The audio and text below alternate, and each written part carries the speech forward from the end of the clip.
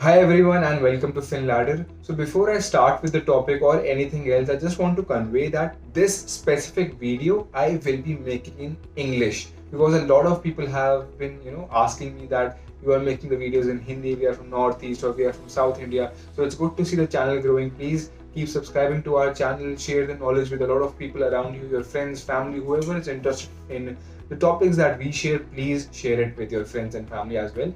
So I will be making this video particularly in English. If you want us to make more videos in English, do mention that in the comment section. Or if you want us to continue making videos in Hindi, do let us know about that as well. So in this video, I'll talk about one thing that has been asked by at least 5,000 people. At least 5,000 people. We have some 4,000 people in our CFA group, some 2,500 people on our FRM group, and this has been asked by almost everyone. Ishan, should I go for FRM or should I go for CFA? If both, then which one should I go for first? What are the salaries expected in either of them? What is the job package? What is the time duration? What is the cost? Everything has been asked by a lot of people. So in this video, I'll clear all your doubts and I'll go one by one. So before we move on to what FRM is, what CFA is, we have made a video on that. Not just a single video, we have made plenty of videos on FRM. I think at least 3 to 4 and at least 4 to 5 on CFA as well. You can just watch those videos, go and go dig deep into the channel. You will find a lot of videos. So you can check that from there. I'll just compare FRM and CFA and we start now. The first topic or the first point of distinction, I have made one topic that will cover the levels, the cost and the time taken. So coming to the levels, FRM has only 2 levels. CFA at the moment, it has 3 levels. That's a major distinction which also impacts the cost and time. That's why I've included that in one. How does it impact the cost?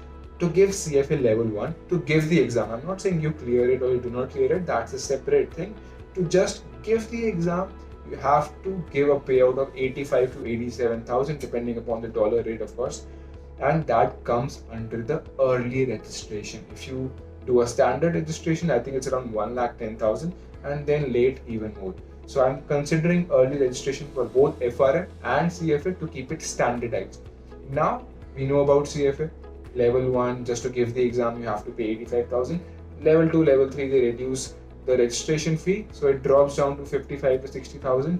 I'm keeping it on the higher side so that you can plan better. Now coming to FRM, they charge around 60 to 65,000 for level 1 for the first time. For the second time, the registration fee is removed, so you pay a lesser amount. This is all about the number of levels and the cost involved. The next thing that we need to understand is the time taken. FRM is conducted 4 times a year, level 1, level 2 and level 3, 2 times a year it is conducted. FRM level 1 is conducted 3 times a year and level 2 is conducted 2 times a year.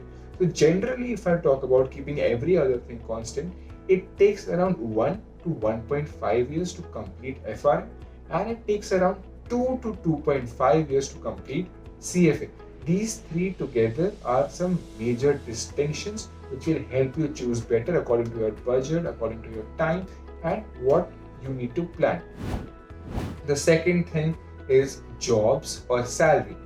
Coming to salary first, considering that you clear both the levels of FRM and you are a fresh graduate and keeping fresh graduate as the standardized part. If you are a fresh graduate, you have done your graduation and you have done both the levels of FRM, then you can expect a salary of around 6 to 9 lakhs. It could be anywhere between the two depending upon your soft skills, how you speak in the interview, what is the job role, what is the company about, keeping all of these things.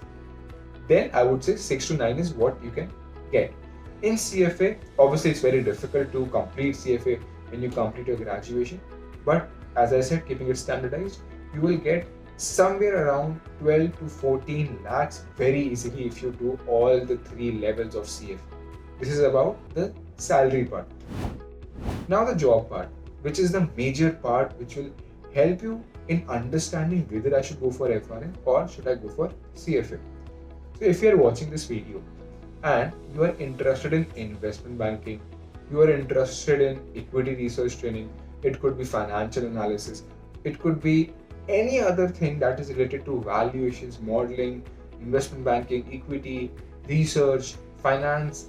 On the practical part, it has to be CFA first, then may or may not be FRM. It has to be CFA first. Coming to the other hand, you want to work in the risk management department of a bank.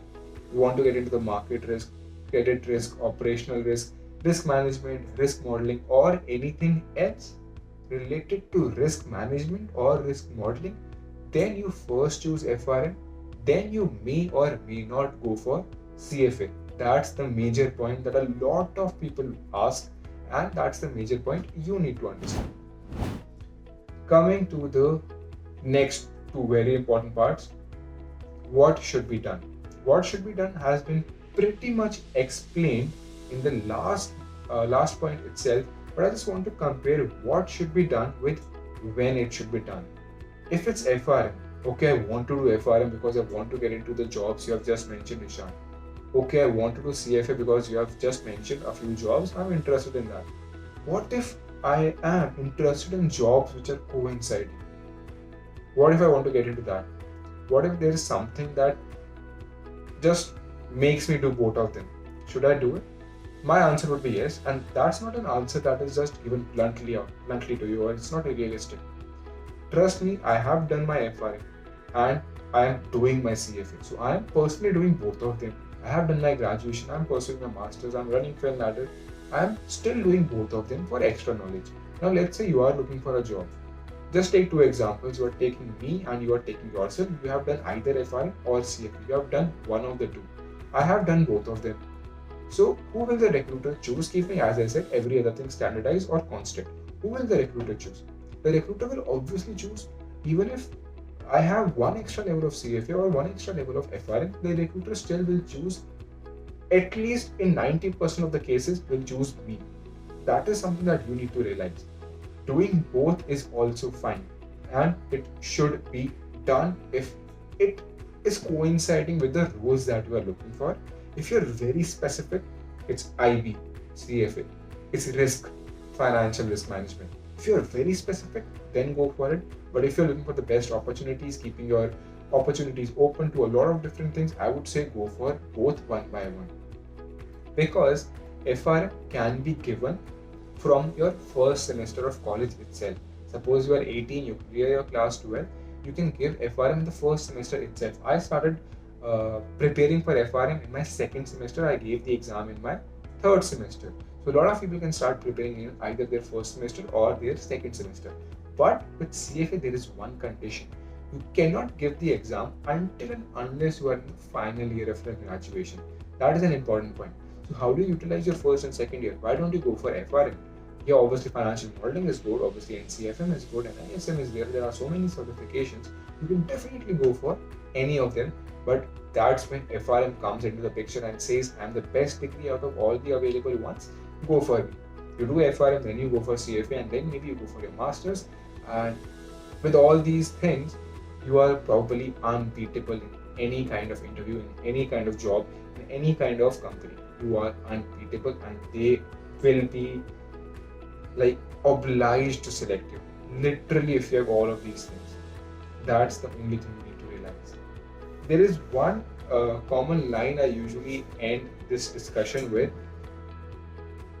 If you are still watching this video and you are still unclear, if you are still watching this video, I don't know how many minutes has been, at least 10 to 15 or if not more, and you are still confused between FRM and CFA, you are actually confused between the jobs that you are looking for or your career objective. But if you have made sure you are interested into finance, you finance karna hai, I want to do finance, but I'm not sure of the opportunities that I want to get into.